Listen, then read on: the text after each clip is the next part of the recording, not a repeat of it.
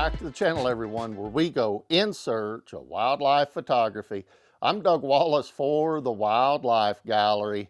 When we take a look at those stunning wildlife photos on social media, you start thinking to yourself, how did they get that type of image?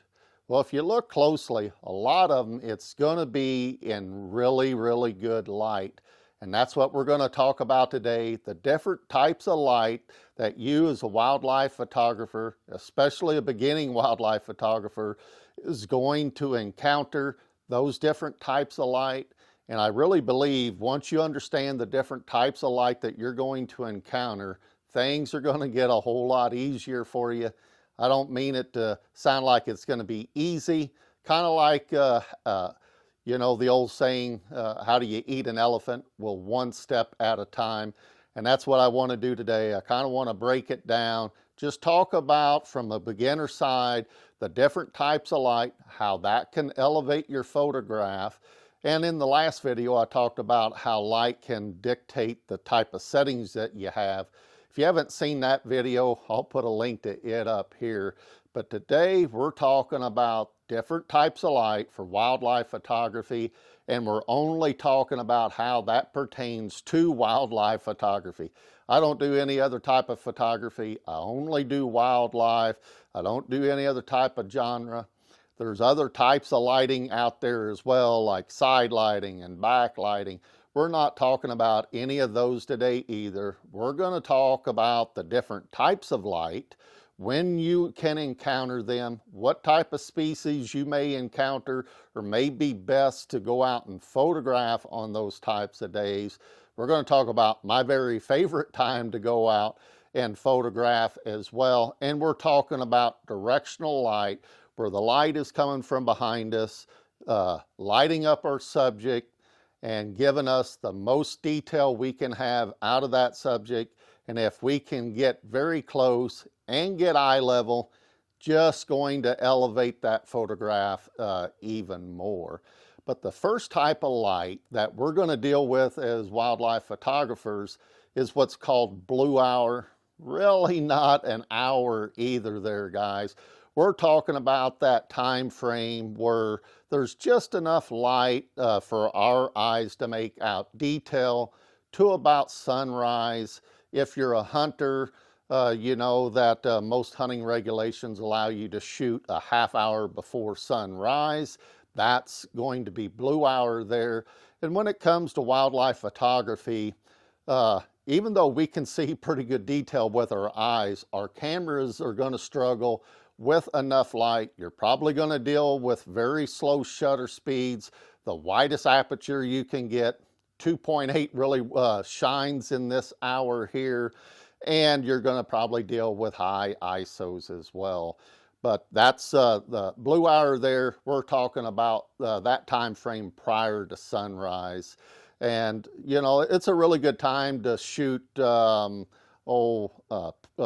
of prey like owls. That's a really good time. They're active still at that time frame there. And even waterfowl, shorebirds, that time frame can work there. Although the next time frame, which is golden hour, I think works out a little better for shorebirds and waterfowl there, even, you know, turkeys and deer, those type of things. Golden hour really lends itself to about any type of wildlife out there. But if you're after shorebirds and waterfowl, and in the springtime of the year, like we have here in central Missouri, it's towards the end of May, and we've got blooming flowers, we got all the green grass coming up. So during golden hour, like this wood duck I'm going to show you right now, you get all these brilliant colors reflecting that golden light back off into the water. It really accentuates the detail in your subject like this wood duck. Probably one of the best photographs I've ever taken. In fact, I feel so good about it. I ordered an acrylic print of this wood duck just last evening. But this time frame here, we're talking about, again, not golden hour isn't an hour. We're talking about sunrise up to oh, maybe 30, 40 minutes past sunrise. That's going to be what I call golden hour there. And then you're going to have it in the evening time as well, and that's going to be prior to sunset. You know, it might stretch a little longer in the afternoon. And then we have what I call midday shooting. And here in central Missouri, that really isn't limited to noon to 1 during lunchtime. That's really from about 9 a.m. To about 6 p.m. Again, we're at the end of May of 2024 here in central Missouri. So we have a pretty long time frame there that I call midday shooting, where the sun is going to get high above your subject, especially if you're on the ground. You're going to get a steeper angle of the sunlight or the direction of that light coming down. It's going to rob you of detail and produce a lot of shadows. And the later in the day, closer to noon, is going to be even harder on you and rob more detail and create harder shadows. So that's why a lot of these photographs that you see that we all fawn over on social media, the majority of them are not shot during what I call midday time frame. But there is another type of light out there that quite honestly is my favorite time to shoot, and that is during diffused lighting, or it's going to be overcast. And I don't mean where the clouds are so harsh and so black we're about to have rain. I'm talking about just enough cloud cover to give you diffused lighting. You can still have some direction with that light, but it's going to get rid of all your shadows. And like everything, the closer we can get, the more detail we're going to get out of our subject as well, especially during diffused lighting. Take a look at some examples here. I got some other wood ducks during diffused lighting about 8 a.m. on the wood ducks. I have some cedar waxwings and some common grackle here that were shot around 11 a.m.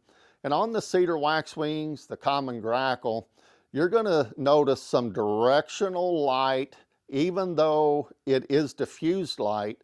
And with that, guys, my shutter speeds are around 2,000. I believe I'm at f9 on those waxwings, and my ISO was probably 5,000 if I remember right.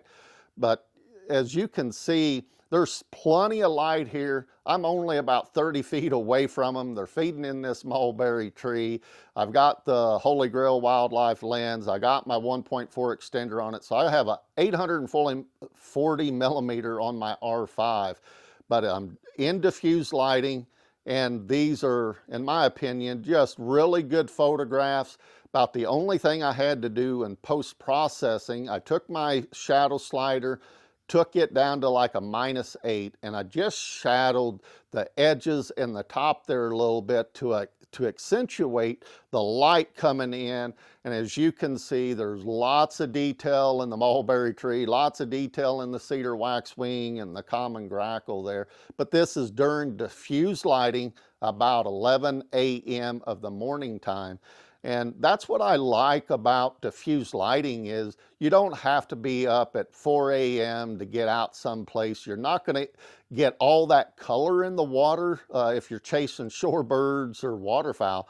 You're not going to get that in the water. So there's really, if that's your goal, is to end up with that color in the water, you really need to be there during golden hour on a sunny day when the sun's coming up. That's going to give you the best time there. But don't overlook cloudy days with diffused light. You're going to be able to extend your shooting time. Like I said, these cedar waxwings and common grackle was around 11 a.m. You know, and I had been out since 6 a.m. that morning, when typically I'd have been headed home about 9 a.m. I'm able to extend my shooting time a couple hours. These songbirds, these birds here, they're feeding on a mulberry tree. Now, if it was sunlight that day, no way would I have been able to end up with photographs of the cedar waxwings and the common grackle, or even the wood ducks, or I'll throw in some Sora rail here too. But anyways, my point is these different types of light is going to elevate your photographs if you understand when those types of light occur, you can match that to your goals, to the subject that you're wanting to get a photograph of. So I hope that makes sense to you. If you would, like, share, subscribe, and maybe in the comments let me know what your favorite time is to go out and get a photograph, and maybe what your favorite subject is during that hour as well. Remember to have fun out there, everyone, regardless of whatever camera brand you decide to do it with.